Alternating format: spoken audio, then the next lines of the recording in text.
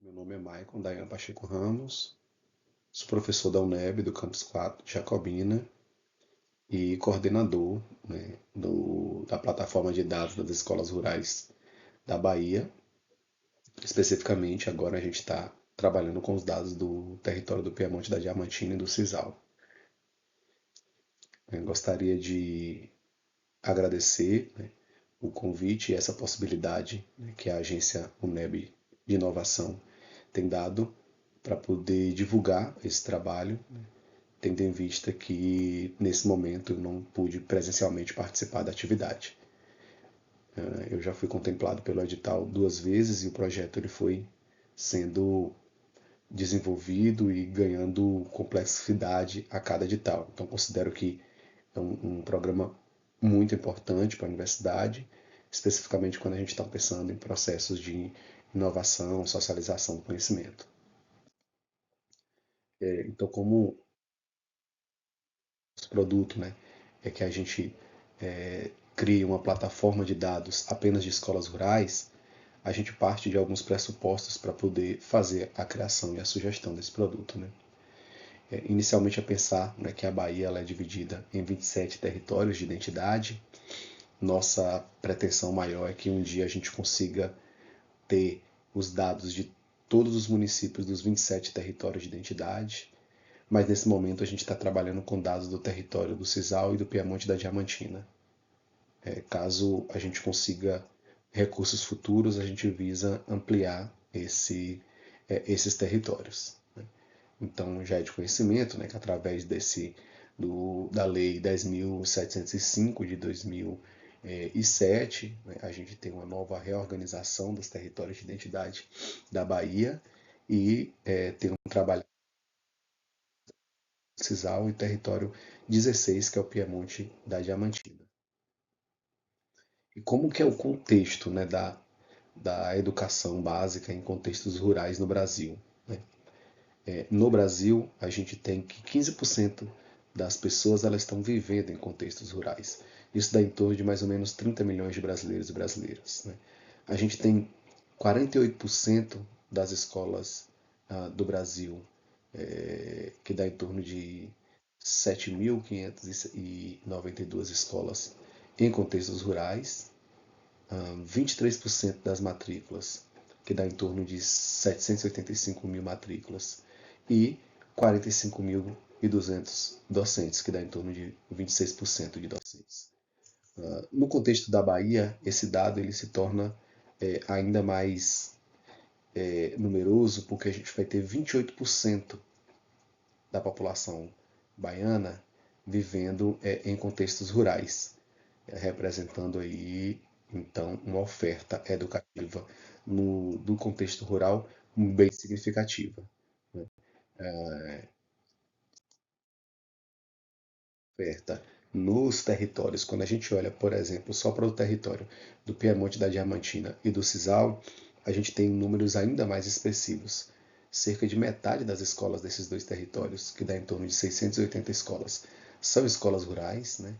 91 mil matrículas, que dá em torno de 42% das matrículas, e 4 mil professores, que dá em torno de 45% dos professores. Então a gente pode dizer que, de maneira muito próxima, que a oferta, né, educativa da educação básica nesses dois territórios ela é bem distribuída e aí há um peso muito grande da oferta da educação do campo e das escolas rurais, né, conforme os dados são apresentados. E aí, por conta dessa expressão, né, que as escolas rurais ganham no contexto, né, do território do Nordeste, Norte, especificamente da Bahia, conforme apresentei, é que a gente vem desenvolvendo essa plataforma com dados apenas das escolas rurais, né? Então a gente tem trabalhado aí com o território do Piemonte, da Diamantina e do Cisal, e para a gente poder chegar nesse produto, a gente realizou, né, uma revisão de literatura no banco de dados da CAPES, fizemos estudos do Plano Municipal de Educação, fizemos análise quantitativa dos microdados do Censo da Educação Básica, e essa é a plataforma inicial, que ela apresenta, né, um pouco da ideia da plataforma Line Home, a apresentação sobre os dados, visualização dos dados e contato. Então a gente tem essa aba que apresenta um pouco desses dados. Bom, logo em visualização dos dados, a gente tem essa outra interface, né, que é possível já identificar os dois territórios que possuem as informações e os municípios que constituem esse território. Então, tem um mapa aí, basicamente destacando onde que cada um desses territórios eles estão localizados. Observe que no território do Piemonte da Diamantina, ele é composto por 9 municípios, então aí é apresentado todos eles. E também no território de identidade do CISAL, né, que é composta por 20 municípios, também é expressado todos os municípios. Então essa é uma possibilidade e a pessoa que navega ele vai entrar em cada um desses municípios e também no território de maneira geral. Né? Nos dados sobre dados gerais, infraestrutura e oferta, a gente tem nos dados gerais informações sobre a quantidade de escola por localização, a sua situação de funcionamento, se ela está em atividade, se ela está paralisada ou se ela está extinta, a sua dependência administrativa, se é uma escola estadual, federal, municipal ou privada, a sua localização diferenciada também, né? Se é uma escola que está em área quilombola, em área de assentamento, ou está em área e território indígena. Né?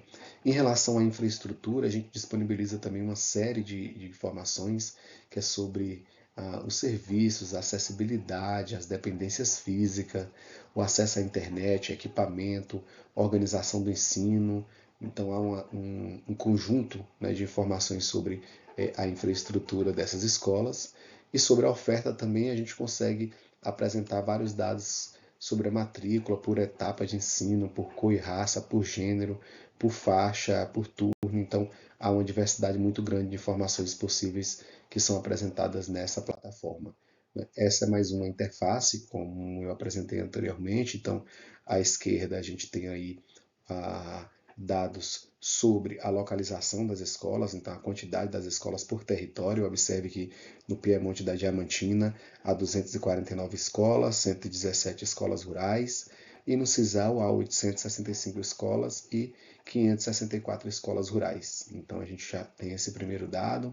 É possível selecionar apenas o território desejado e aí você ter uma análise mais específica só do território ou dos dois de vez, conforme como apresentado anteriormente. À direita a gente tem, por exemplo, duas análises de equipamentos relacionados com serviço e com acessibilidade. Por exemplo, no que diz respeito ao serviço, a gente tem aí que nesses dois territórios 2% só das escolas apresentam um abastecimento inexistente de água, mas 66% das escolas apresentam abastecimento de água via rede pública, nenhuma escola, 0%, apresenta um abastecimento inexistente de energia elétrica, 100% delas, a energia elétrica é via rede pública. Sobre esgoto sanitário inexistente, 6% das escolas, e sobre esgoto sanitário rede pública, 15%, na coleta de lixo, 70%. Então aqui a gente tem um panorama desses dois territórios, que são dessas 29 cidades, né, e que já apresenta para a gente indicadores muito interessantes que podem ser melhor explorados e problematizados. Do outro lado, a gente tem os nossos indicadores relacionados com acessibilidade. Então a gente coletou dados aí sobre a presença de corrimão, de elevador, de piso tátil, de porta livre, de rampa, de sinalização sonora, tátil e visual. E, por exemplo, a gente vai ter aí que apenas 39% das escolas do território elas possuem rampas para pessoas com deficiência. Então a gente observa também que nenhuma das escolas possui elevador, pouquíssimas escolas possuem corrimão, apenas 5%. Né? Sinal sonoro também não há escolas, então isso também nos apresenta um cenário que exige uma atenção muito grande, né, diante do processo de se pensar em educação inclusiva. Há uma outra aba que a gente pode também coletar dados sobre a matrícula, né, a quantidade de escolas, turmas e a quantidade de professores. Isso pode ser feito por território, mas pode ser feito por município também. Então é possível a gente fazer isso. Logo embaixo tem um mapa para localizar a pessoa que está navegando na plataforma, onde que está esse território e quais são os municípios que elas fazem divisa. Né? E mais à direita a gente tem uma análise da escola especificamente, é possível pesquisar a escola, ver de qual município que ela é, de qual território, se ela está em uma área de localização diferenciada, de que tipo de dependência, e alguns dados importantes também da escola, como seu endereço, bairro, telefone e o código INEP da escola. Então, a gente tem essa plataforma, né, e para poder finalizar esse processo sintético de apresentação dela, a gente aponta alguns próximos passos e desafios, né? Um é melhorar a disposição de acesso aos dados, né? O outro é adicionar indicadores educacionais do INEP na plataforma, ampliar os territórios de identidade da Bahia e buscar, né, apoio financeiro para ampliar a plataforma. Então a gente está disputando editais, também estamos de olho nos próximos editais da própria agência da UNEB de inovação, para que a gente possa ter recursos e ter condições para que a gente continue pesquisando e para que a gente continue ampliando, né, a quantidade de territórios e municípios que vão ter dados esses que podem ser usados por pesquisadores, que podem ser usados por professores, que podem ser usados pelos gestores de políticas públicas dos municípios. Então, mais uma vez, a gente agradece a oportunidade de compartilhar informações, a gente convida para poder acessar a plataforma e nos colocamos à disposição sempre para conversa, para o diálogo e para sugestões. Grande abraço a vocês, mais uma vez, parabéns pelo evento.